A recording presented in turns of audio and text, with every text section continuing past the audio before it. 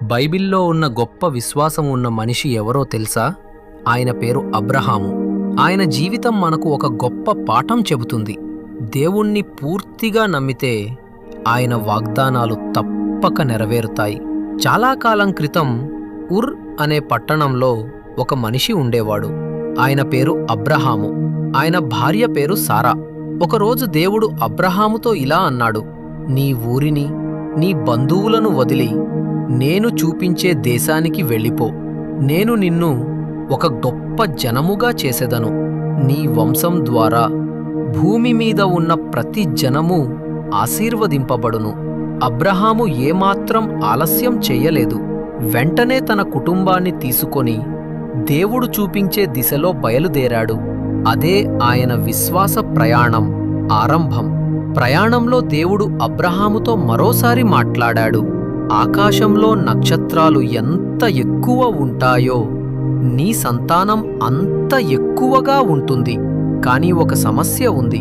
అబ్రహాము, సారా ఇద్దరూ వృద్ధులు.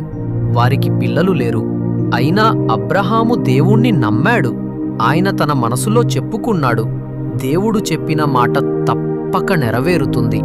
ఏళ్ల తరబడి ఎదురు చూసిన తరువాత దేవుని వాగ్దానం నెరవేరింది. సారా ఒక కుమారుడికి జన్మనిచ్చింది.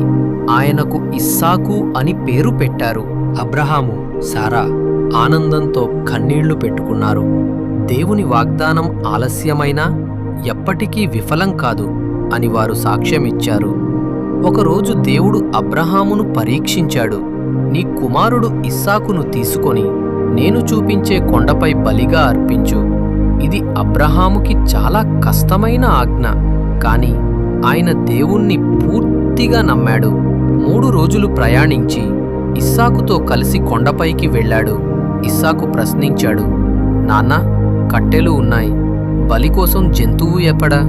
అబ్రహాము కన్నీటి పర్యంతమై ఇలా అన్నాడు, బిడ్డా, దేవుడు తానే ఏర్పాటు చేస్తాడు.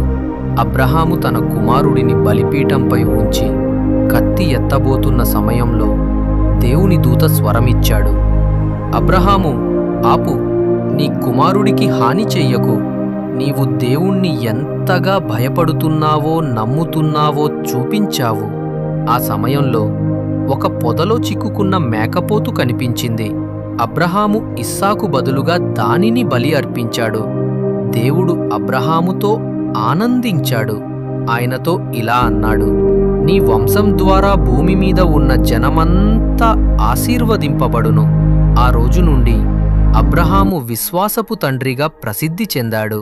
అబ్రహాము జీవితం మనకు చెబుతున్న పాఠం, దేవుని వాగ్దానం ఆలస్యమైనా తప్పక నెరవేరుతుంది. దేవుణ్ణి నమ్మిన వాడిని ఆయన ఎప్పటికీ నిరాశపరచడు. మిత్రులారా, మీరు కూడా మీ జీవితంలో ఏ సమస్యలో ఉన్నా దేవుణ్ణి విశ్వసించండి. ఆయన తప్పకుండా మీకు సహాయం చేస్తాడు. ఇటువంటి వీడియోస్ కోసం మా ఛానల్ని సబ్స్క్రైబ్ చేయండి. మీ ఫ్రెండ్స్ అండ్ ఫ్యామిలీ మెంబర్స్కి షేర్ చేయండి.